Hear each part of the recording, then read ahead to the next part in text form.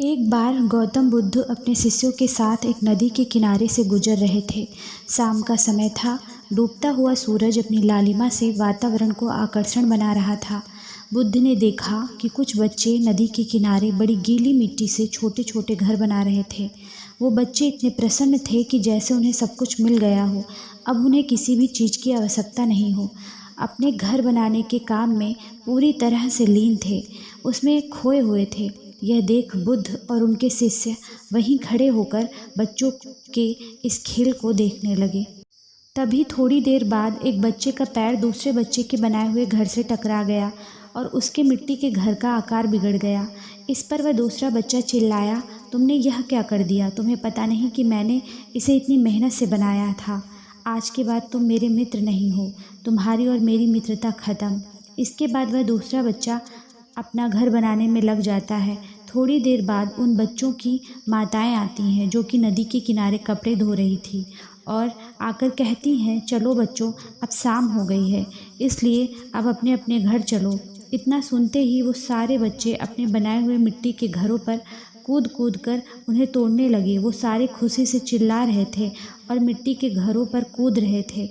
जो बच्चे थोड़ी देर पहले मेरा घर तेरा घर कर रहे थे, उनमें से किसी को इस बात की सुध नहीं थी कि कौन किसका घर तोड़ रहा है।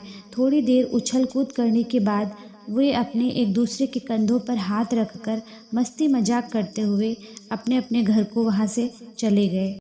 जब उन बच्चों ने यह माना हुआ था कि यह घर उनके हैं, तो उन बच्चों के बीच की लड़ाइयाँ हो रही थी और मित्रता भी टूट रही थी। लेकिन जैसे ही बच्चों को पता चला कि रात होने वाली है और उनको अब अपने घर, असली वाले घर जाना है, जाने का समय आ गया है, तो बच्चों का मिट्टी के घर के प्रति मोह समाप्त हो गया और उन्होंने खुद ही कूद कूद कर घर को मस्ती मजाक करते हुए, खेलते हुए मिट्टी के घर को तोड़ दिया और खेलते कूदते अपने घर चले गए।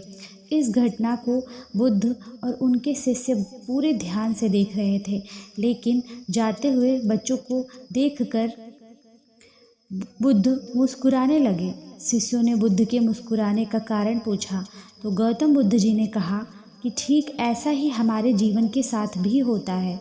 जिस इंसान को यह स्पष्ट रूप से दिख गया कि यहाँ मरना है, रात होनी ही है, आज नहीं तो कल अपने असली घर जाना ही पड़ेगा, उस इंसान का इस संसार के प्रति सारा मोह समाप्त हो जाता है।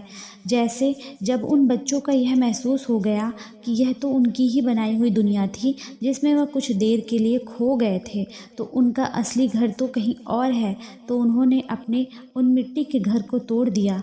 बुद्ध ने आगे कहा कि लोग मुझसे पूछते हैं कि हमें संसार से मुक्ति कैसे मिलेगी, जबकि तुम्हें मुक्त होने की ज़रूरत नहीं है, तुम पहले से ही मुक्त हो। ये तो बस तुमने मान लिया है कि तुम दुनिया से जुड़े बैठे हो और ये तो बस एक सपना है जिसे तुम सच मानकर जिए चले जा रहे हो। लेकिन यह सपना भी एक दिन टूट ही जाता है। सबसे ज़रूरी बात यह है कि जीवन एक सपना तो है, लेकिन सत्य को जानने का रास्ता भी है। अब यह आपके ऊपर है कि इस आए हुए अवसर को चिंता या तनाव में बिताते हैं या फिर एक सार्थक खोज में अपने जीवन को लगाते हैं। हमारे मन के अशांत होने का एक ही कारण है कि सत्य को ना देखना। इसलिए संसार से अपना मोह बढ़ाने के बजाय अपने सार्थक उद्देश्यों को पूरा करने में लगाएं।